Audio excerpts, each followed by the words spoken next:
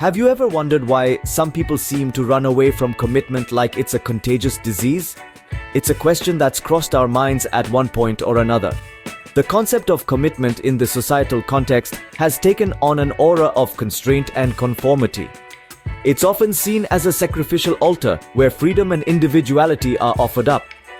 Isn't it intriguing, though, that this perception seems to be more prevalent among the younger generations? Why is it that the very idea of pledging oneself to a cause, a person, or a passion can seem so daunting? Is it the fear of losing oneself, of being tied down, of forfeiting the allure of the unknown? Or is it simply a fear of the future, of the promises it holds, of the uncertainties it brings? Clearly, the idea of commitment can be intimidating to many. But what are the psychological reasons behind this fear? Let's delve into the human psyche to understand why people avoid commitment. First off, we have the fear of rejection. This is a universal human experience. It's the dread of not being accepted or loved for who we are. It's the fear of losing ourselves in the process of becoming we or us. This fear is often rooted in insecurities about our own worth and individuality. Next, there's the fear of failure. This fear is not just about failing in a relationship, it's about failing at being the person we aspire to be. These fears, rejection, failure, and loss of identity are often intertwined, feeding off each other and creating a formidable barrier to commitment. They're rooted in our past experiences and insecurities, making them difficult to overcome. Then, there's the fear of losing one's identity. When we commit to someone, we're also committing to a shared life, shared decisions, and shared experiences. It's important to remember that these fears are not unusual or abnormal. They're part of the human experience. The key is to recognize them, understand where they're coming from, and work through them rather than allowing them to dictate our decisions and our lives. So it's not just the loss of freedom that scares people away from commitment, it's also the fear of rejection, failure, and loss of identity. So how can one overcome these fears and embrace the idea of commitment? Firstly, it's key to foster self-awareness.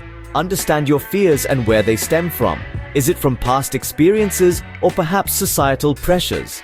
Unraveling the root cause is the first step towards overcoming it. Next, communication is crucial. If you're in a relationship, it's important to discuss your fears with your partner. Being open can foster understanding and pave the way for solutions. Trust in the process. Relationships are built on trust, and this includes trusting yourself and your decisions. The fear of commitment often stems from self-doubt. Believe in your ability to make the right choices and learn from the wrong ones. Finally, patience. Overcoming fears doesn't happen overnight. It's a journey that requires time and understanding. Be patient with yourself and others as you navigate this path.